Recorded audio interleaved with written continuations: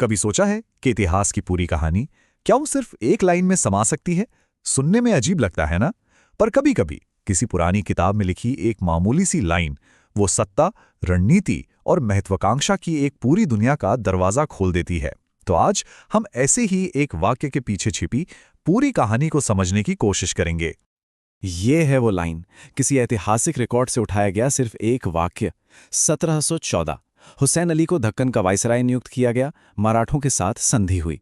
अब ये बस एक फैक्ट नहीं है, ये समझिए कि एक ऐसे नाटक का पहला सीन है जिसके किरदार और घटनाएं आगे चलकर हिंदुस्तान के भविष्य को एक नया आकार देने वाले थे। तो चलिए फिर इसकी गहराई में उतरते हैं। इतिहास की एक मामूली सी दिखने वाली लाइन हमें सच में क्या क्या बता सकती है? यही सवाल है जो हमारे आज के विश्लेषण की जड़ में है। हम इस एक वाक्य के हर हिस्से को अलग अलग करके देखेंगे और समझेंगे कि इसमें क्या राज छिपे हैं। तो हमारी पड़ताल शुरू होती है उस शख्स से जिसका नाम इस वाक्य में सबसे पहले आता है, वो धुरी, जिसके चारों ओर ये सारी घटनाएं घूमने वाली हैं।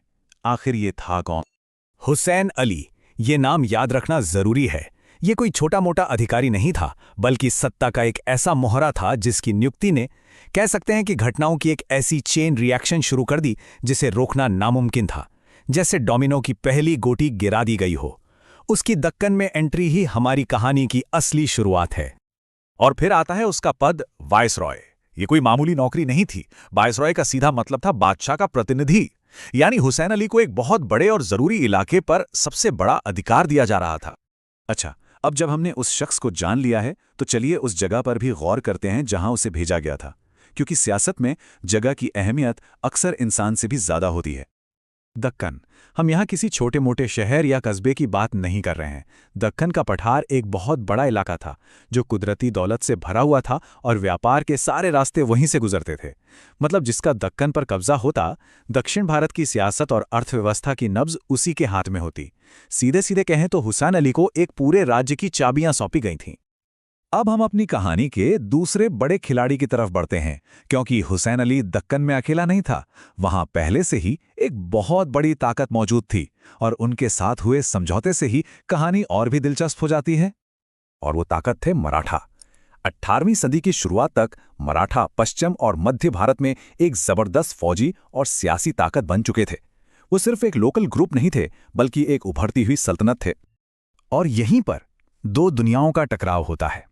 एक तरफ हुसैन अली, जो एक बाहरी साम्राज्य का प्रतिनिधि बनकर आया है, और दूसरी तरफ मराठा, जो उस इलाके की एक स्थापित ताकत हैं। ये दो शक्तियों का आमना सामना है, एक जो आ रही है और एक जो पहले से वहां मौजूद है। तो सवाल यह है कि जब ऐसी दो बड़ी ताकतें आमने सामने आती हैं तो होता क्या है? रिकॉर्ड्स बताते हैं कि एक संधि होती है। और ये शब्द संधि, ये बहुत मायने रखता है। देखिए, संधि का मतलब हार नहीं होता।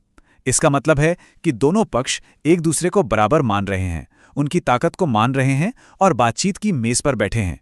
ये एक समझौता है, किसी एक की जीत या हार का ऐलान नहीं।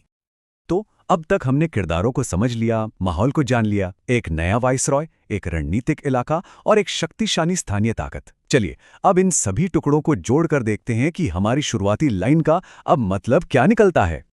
अब इस वाक्य को दोबारा देखिए। 1714 सिर्फ एक साल नहीं है, ये एक नए दौर की दहलीज है।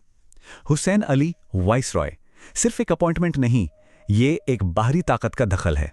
और मराठों के साथ संधि, ये सिर्फ एक समझौता नहीं, बल्कि इस बात को मानना है कि दक्कन की सत्ता में अब हिस्सेदारी करनी होगी। ये एक लाइन दो साम्राज्यों के बीच शक्ति के बदलते संतुलन के एक नाजुक पल को दिखाती है। और ये हमें एक बहुत ही बुनियादी सवाल पर लाकर छोड़ देता है। जब एक उभरती हुई ताकत और एक स्थापित शक्ति किसी संधि पर दस्तखत करते हैं, तो क्या ये शांति की शुरुआत होती है या फिर आने वाले एक बड़े टकराव का पहला अध्याय? इतिहास हमें यही सिखाता है कि अक्सर ये दोनों होता है, एक नाजुक समझौता जिसके अंदर अगली जंग के बीज छिपे होते हैं।